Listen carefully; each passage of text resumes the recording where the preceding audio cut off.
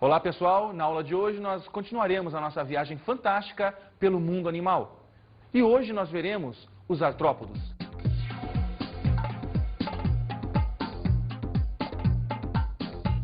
Animais fantásticos, com capacidades maravilhosas e que fascinam a nossa imaginação. Se você pensa que tem o domínio das coisas, o domínio da situação, você está redondamente enganado. Se você pensa que domina a Terra e que os humanos são os donos dela, você está redondamente enganado.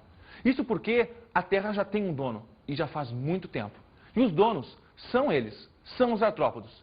Por quê? Nós encontramos os artrópodos em absolutamente todos os ambientes.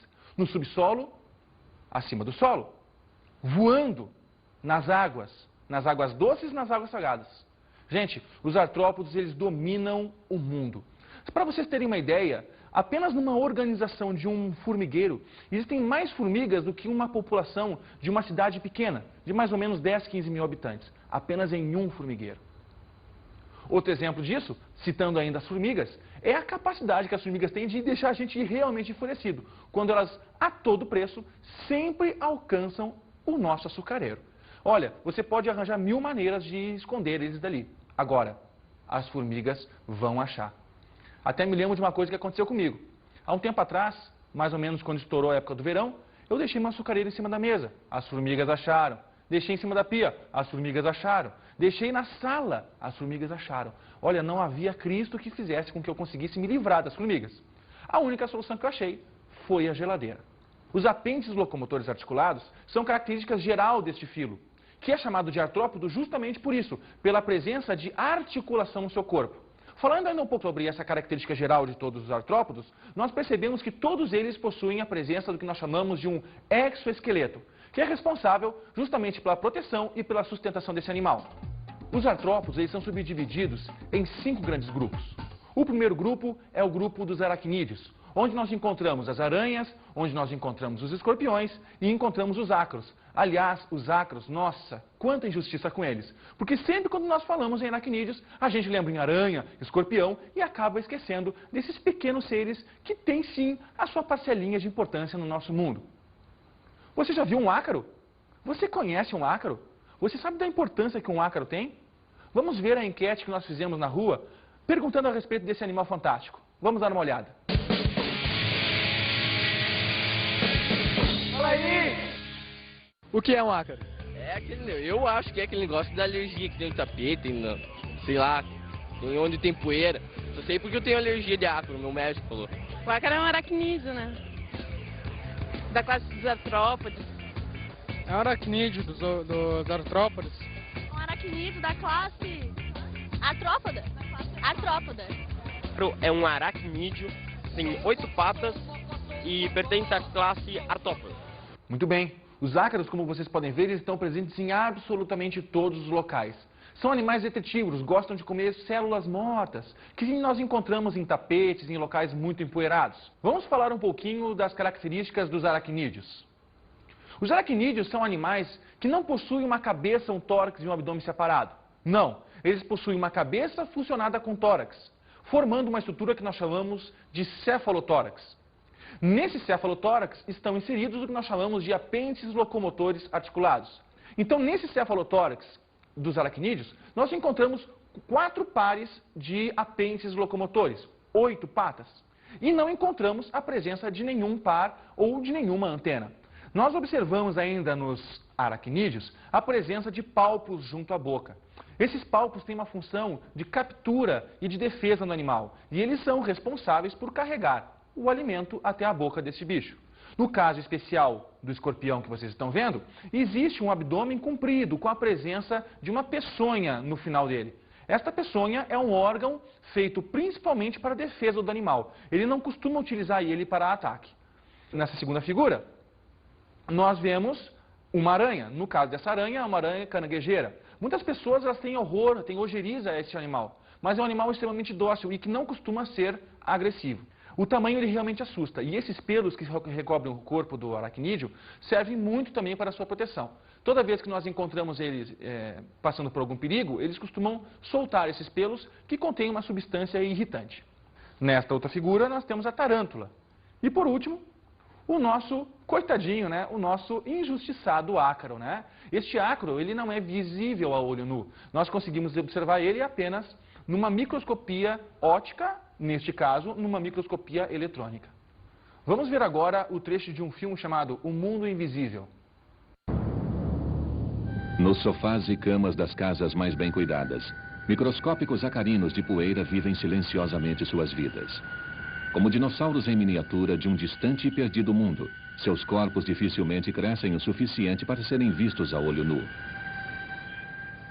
Dependentes de nós para sobreviver, os acarinos de poeira se alimentam principalmente da pele morta, constantemente eliminada pelo nosso corpo.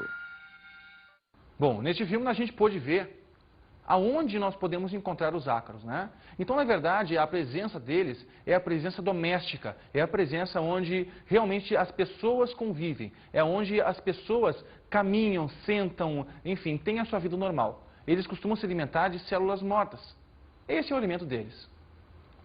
Só para encerrar a questão ainda dos aracnídeos, nós percebemos que eles possuem um exoesqueleto feito por quitina. Agora sobre os crustáceos. Os crustáceos são animais essencialmente marinhos, com a exceção do tatuzinho de jardim. São animais que possuem não 4 apêndices locomotores no seu cefalotórax, porque eles também possuem cefalotórax, mas 4 pares de patas ou mais.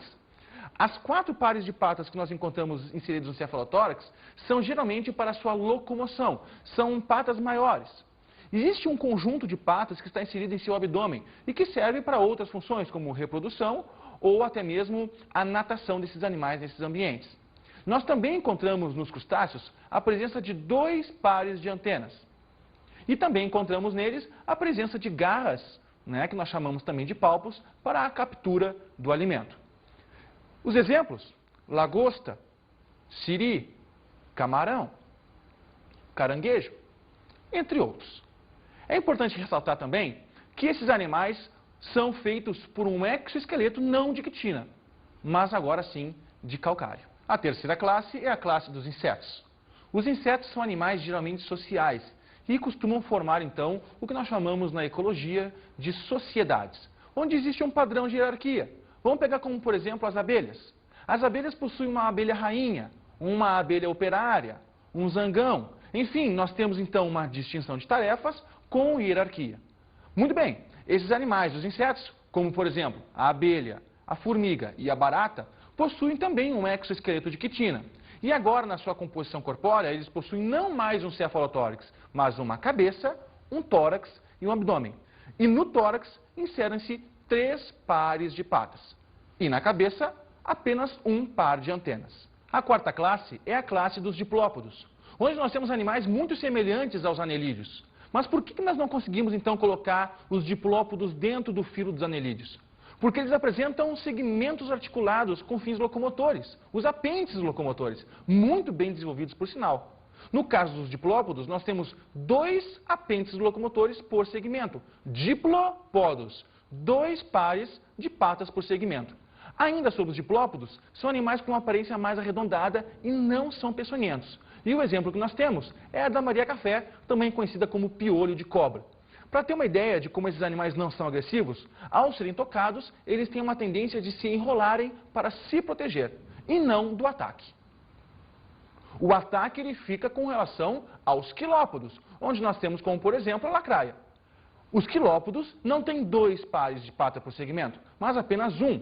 Bom, no caso da atitude das lacraias, elas são muito mais agressivas e têm um aspecto muito mais bélico. Ela tem um aspecto não arredondado e cândido como os diplópodos, mas sim um aspecto realmente agressivo. E as lacraias possuem um órgão inoculador de veneno. E ao serem tocadas, ao contrário das Marias-Cafés, elas atacam e agridem um homem. Vamos ver agora, para ilustrar, um trecho do filme Vida de Inseto.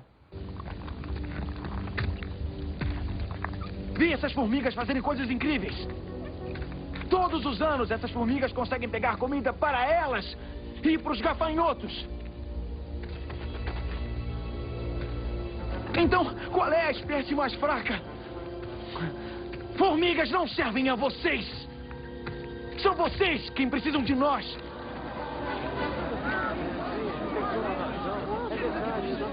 Somos muito mais fortes do que dizem que somos. E você sabe. Não sabe?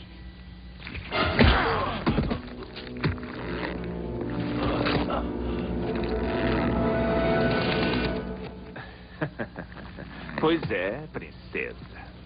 Hopper, eu odeio te interromper, mas...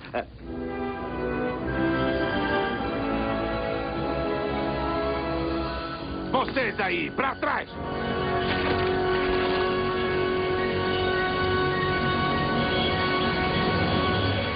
Foi uma péssima ideia.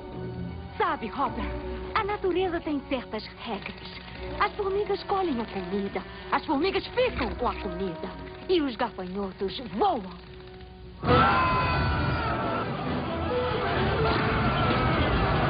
Estou tão orgulhosa de você. Por que estão fugindo? Sou apenas formiga!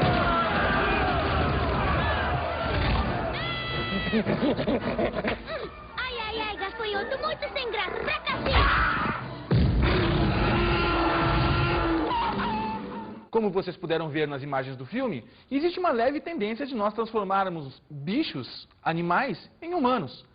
Destoando completamente daquilo que eu acabei de falar para vocês, da quantidade de apêndices locomotores, aonde eles estão inseridos. E agora essas imagens que vocês estão vendo comprovam justamente isso. As perninhas no abdômen, bracinhos no tórax, em números completamente errados, abelhinhas com os olhinhos verdes, azuis. Isso tudo é muito bonito, né? Mas biologicamente completamente errado. E agora vamos falar um pouco sobre a reprodução dos artrópodos. Os artrópodos têm uma característica muito peculiar. Começa a aparecer de uma forma bem clara o que nós chamamos de dimorfismo sexual, ou seja, macho com um corpo diferente do corpo da fêmea. Há exemplo dos humanos, que têm as fêmeas com um corpo diferente dos machos. Muito bem. Esse dimorfismo sexual, ele vem a acrescentar na reprodução desses animais. É óbvio que a reprodução é sexuada, ou seja, existe troca de gametas para a formação de novo ser. E existe para esse encontro do macho com a fêmea um fenômeno que nós chamamos de corte. A corte é um fenômeno do macho conquistar a fêmea, de todo um ritual de espécie, e cada espécie tem a sua, de um modo correto da sedução da fêmea para o acasalamento, para a cópula em si. No caso dos artrópodos, só para sentir o exemplo, as aranhas. A aranha fêmea ela é muito maior do que a aranha macho, e o macho tem que chegar nela cheio de dedos, cheio de cuidados. Porque a fêmea, no primeiro momento, olha ele como um reprodutor. E as atitudes que o macho tem para conquistar a fêmea tem que ser exatamente do jeito que a fêmea quer. Uma perninha fora da dança e o macho virou comida. Muito bem, mas se o macho for realmente macho e conseguir fazer aquela dança perfeitamente, a aranha vai fazer com que ele tenha a graça, com que ele tenha o privilégio de copular com ela. Mas o macho, mesmo assim, tem que chegar com todo o carinho do mundo, com todo o cuidado. Porque no momento em que ele conseguiu fecundar a fêmea, ele passa a ser visto por ela como alimento, como proteína para os seus futuros filhotes. Então, no momento em que ele copula, ele tem que dar o pé, tem que dar no pé. Aliás, tem que dar nos 8 pés. E muito rápido, senão ele vai ser rapidamente devorado pela aranha fêmea. A exemplo das aranhas, existem outros animais que fazem a corte. E esse fenômeno começa a ficar cada vez mais complexo. O exemplo da complexidade de um fenômeno de corte, você pode sentir quando você sai de noite numa festa. O cuidado parental também é um fenômeno que se verifica nos artrópodos. A exemplo dos humanos que cuidam dos seus filhos quando nascem, os artrópodos, em algumas espécies, também têm esse cuidado. Quanto maior o cuidado que eles têm, menor a necessidade de eles porem mais ovos no mundo. Maior é a eficiência num fenômeno do crescimento desse animal e maior vai ser o sucesso dele, a chance que ele tem de se desenvolver e chegar na idade adulta. Como nós podemos ver nas imagens do vídeo da lacraia. As lacraias põem seus ovos, cuidam dos seus ovos e depois que as lacrainhas nascem, elas ainda continuam sendo cuidadas pela lacraia mãe. Parece meio nojento, né? Mas esse cuidado todo tem a sua justificativa. É necessário que esses animais se precavenham de qualquer fenômeno estranho que possa ceifar a vida dos seus rebentos. Outro caso de reprodução é a assexuada, como a partenogênese. Exemplo, as abelhas. As abelhas, elas têm uma reprodução onde a fêmea seleciona se vai haver o contato entre o óvulo e o espermatozoide previamente colocado pelo macho no seu abdômen. toda vez que a fêmea seleciona a fecundação, ou seja, que ela escolhe o espermatozoide entrar em contato com o óvulo, a troca de gametas, existe a formação de uma fêmea. Do contrário, se a fêmea escolhe não encontrar o espermatozoide com seu óvulo, vai nascer um macho, o zangão. Agora, se vai nascer uma abelha rainha ou se vai nascer uma abelha operária, isso vai de acordo com a dieta que esses ovos, que esses insetos recebem. Se receber a geleia real, vai se transformar numa rainha. Se receber apenas néctar, vai se transformar numa abelha operária. As estruturas bucais variam também de um artrópodo para outro. O primeiro tipo de estrutura bucal que nós temos é a chamada proboscídeo mastigador, a probóscide, a exemplo das formigas, que trituram, que cortam o alimento. O segundo tipo de probóscide é o proboscídeo picador, a exemplo dos insetos que picam, o mosquito, como por exemplo. E o terceiro tipo é o proboscídeo lambedor, a exemplo das abelhas. Muitas pessoas pensam que as abelhas picam com a boca, quando na verdade não. Existe um ferrão no seu abdômen responsável por essa incômoda sensação. Bom, agora vamos ver então as quelíceras, que são órgãos responsáveis por inocular este veneno. São órgãos ocos, que fazem às vezes de dentes e que são cravados na sua vítima, aonde elas injetam substâncias, enzimas digestivas. A digestão da sua vítima é feita fora do seu corpo, é uma digestão extracorpórea. Então a aranha ela injeta suas quelíceras na vítima, secreta essas substâncias através das quelíceras e a digestão é feita no corpo da vítima. Num segundo momento, a aranha vai recravar as suas quelíceras na vítima e vai simplesmente puxar, como se fosse um canudinho, esta deliciosa pasta proteica. O outro poder que as aranhas têm é o poder de construir teias. As teias são estruturas altamente complexas e resistentes. Elas podem ser até 5 vezes mais resistentes do que o aço e até 4 vezes mais elásticas do que o seu tamanho original. Gente, são estruturas altamente complexas feitas por um órgão que está localizado no abdômen desses animais, chamados de fiandeiras. As fiandeiras secretam uma proteína e essa proteína é modelada através das patas deste animal a ponto de formar essa estrutura. Elas têm sempre um padrão de concentricidade, da onde se partem raios, unidos então por círculos.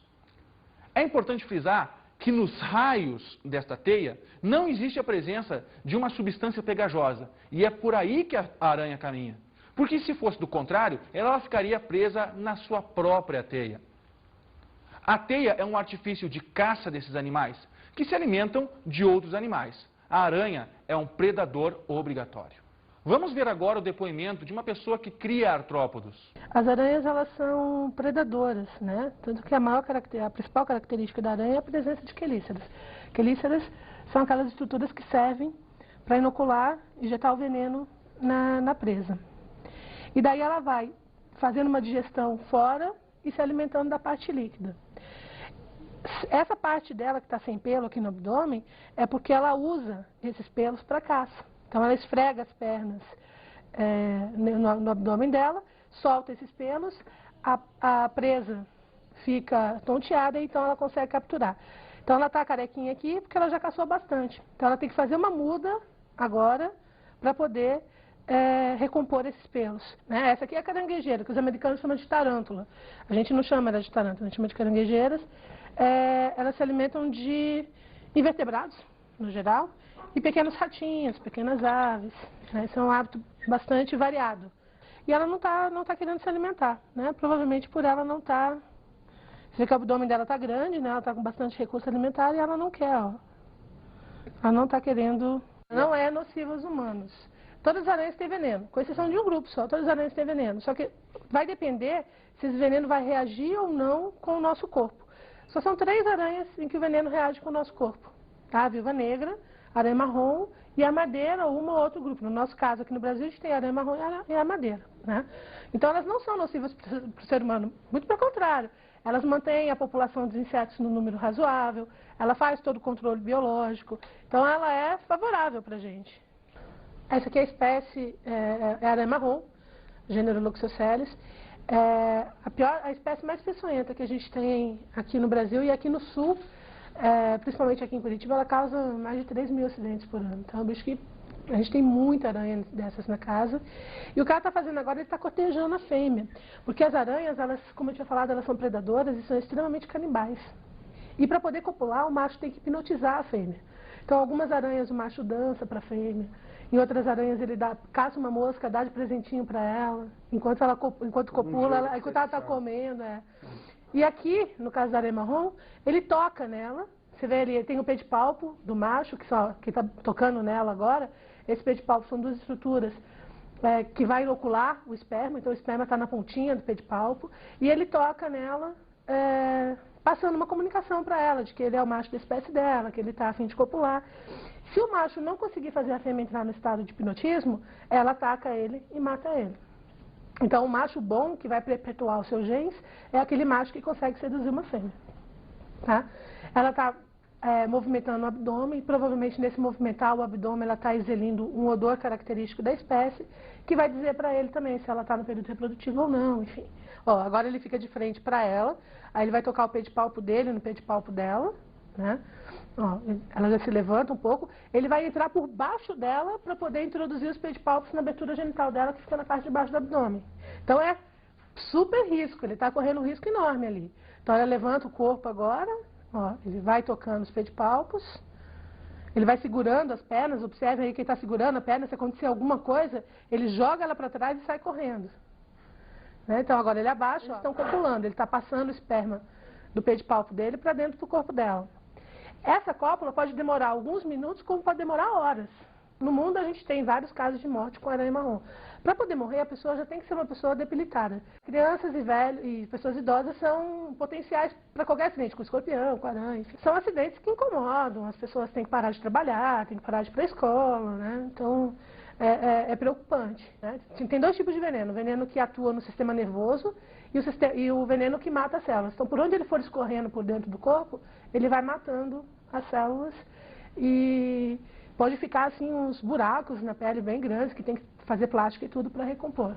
O negócio de ficar junto com o homem, dentro da casa, atrás de quadro, em caixa de papelão, em telha empilhada. Pois é, essa aranha aqui do caranguejeira, né, ele tem como são muitos criados em pet, eles são animais silvestres, eles apresentam pelos urticantes aqui no abdômen. Que esses pelos urticantes, eles causam alergia, né? E a maioria das pessoas que se dentro do quarto ou na sala, sempre com contato com humanos, né? Então, sempre manuseando eles manuseiam sem luvas ou sem uma proteção, então pode acabar provocando alergias, alergia respiratória, tanto na pele e tal. Quais as implicações legais de criar esses animais dentro de casa? Então, na verdade, não é legal ter esses bichos em casa, porque eles são considerados animais silvestres e são... Digamos que eles são tirados da mata para ser criados em casa, né? Isso causa, na verdade, um estresse no animal. O que a gente pode ver até aqui, ó, ele deve estar meio estressado, fica caminhando na mão e tal, enfim. E tem um problema com a legislação, né? O IBAMA não permite que as pessoas tirem da mata, do seu ambiente natural, para criar em casa. Tem gosto para tudo. Mas existe uma pergunta muito frequente na população. Mas para que serve uma barata? Uma formiga, de qualquer outro inseto? Para responder essa pergunta, a gente tem que ter bem claro na nossa mente que nada na natureza é por acaso. E que tudo tem a sua função, o seu encaixe perfeito para que o nosso ecossistema caminhe de uma forma adequada. Os artrópodos, juntamente com os vegetais e com os animais e com os fungos, com as bactérias, eles cresceram e se desenvolveram num fenômeno que nós chamamos de coevolução. Essa coevolução é nitidamente vista no fenômeno que nós chamamos de polinização. Então, os artrópodos, como agentes polinizadores, são muito importantes. E essa coevolução entre flor do vegetal e a função do artrópodo é muito perfeita. Algumas flores chegam a se modificar morfologicamente somente para agradar ainda mais um determinado inseto, que vai buscar somente aquela espécie de flor. Percebam que os insetos agora têm uma flor preferida. Por quê? Porque a flor percebeu a necessidade do inseto e o inseto percebeu a necessidade da flor. Então, o inseto, na verdade, ele procura na flor o quê? O néctar, a substância açucarada, o doce. E no momento que acaba numa flor, ele vai procurar onde? Na outra flor da mesma espécie, carregando consigo o grão do pólen para a polinização. Existe, então, gente, uma perfeita simbiose, uma perfeita sintonia entre os artrópodos e os vegetais. Da mesma forma que os artrópodos também servem de agentes locomotores para diversas espécies de menor porte que eles. Ainda com relação aos artrópodos, é legal falar a respeito das sociedades que eles formam. Os formigueiros, os cupinzeiros, as colmeias, os vespeiros e outras inúmeras sociedades formadas por eles. São seres que têm uma capacidade de organização muito grande. E, gente, essa organização não é por nada. Existe neles um odor que cada espécie exala, que nós chamamos de feromônio. E esse feromônio é capaz de identificar uma formiga intrusa de um outro formigueiro no meio de formigas, que são de outra espécie. Então não basta ser formiga para se dar bem com formiga.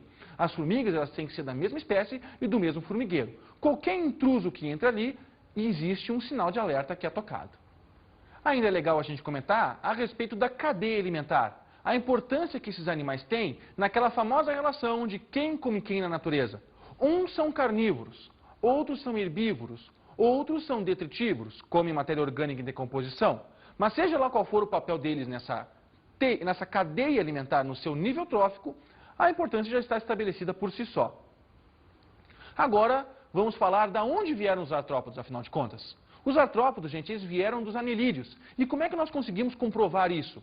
Existem várias evidências que nos mostram esse processo evolutivo. A principal delas é a presença no seu abdômen de resquícios de metamerização. Quando nós falamos sobre anelídeos, nós falamos que o corpo deles era um corpo metamerizado. E nós conseguimos ainda encontrar nos artrópodos, se a gente for observar o abdômen, se a gente for observar o abdômen de crustáceos, se a gente for observar o abdômen de aracnídeos, como por exemplo os escorpiões, se nós formos observar o abdômen da abelha, todo rajadinho, a gente vai perceber que esses animais ainda possuem esses resquícios. O que acontece é que algumas peças, como por exemplo o tórax e a cabeça, foram fusionadas. Ou seja, os metâmeros, no processo evolutivo, acabaram se fusionando, formando peças únicas. E agora vamos para as nossas dicas de estudo.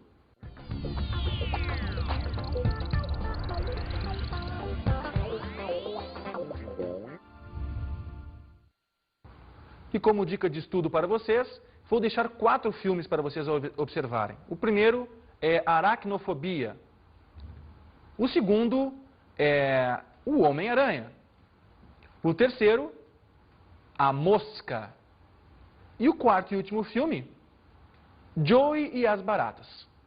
Seria legal a gente observar nesses filmes o que é e o que não é verdade a respeito dos artrópodos. Seria muito importante você revisar em casa também, como um tema, o sistema circulatório e o sistema excretor desses animais, que são diferenciados em cada classe. Com isso, gente, eu espero que vocês tenham bons estudos. Até mais!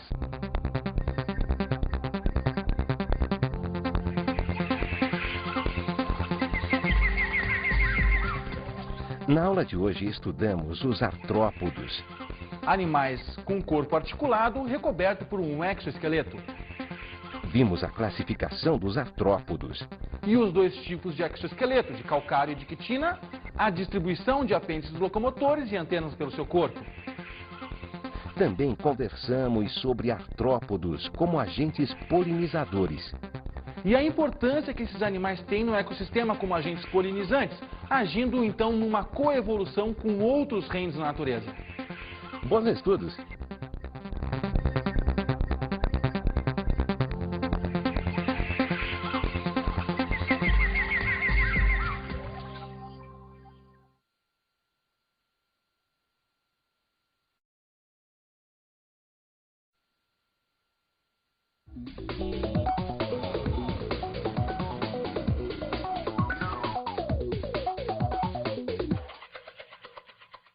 Como você pôde perceber na aula de hoje, essa aula não foi muito aprofundada, ela foi uma aula mais generalizada. Até porque, pelo tempo que a gente tem, a gente não pode, ou não é capaz de falar de todas as características que os artrópodos possuem. Então seria muito legal na aula pegar e aprofundar o sistema circulatório, o sistema excretor, como funcionam e se inserem os músculos dentro do endoesqueleto desse animal, falar um pouco mais sobre o ambiente que ele está inserido. Seria importante também falar sobre o sistema sensorial e a capacidade motriz desse animal. Os óleos compostos, enfim, a presença de omatídeos nesses óleos compostos, enfim, da incrível capacidade que eles têm de coordenação motora, do voo e dessas particularidades todas que não couberam no tempo dessa aula aqui.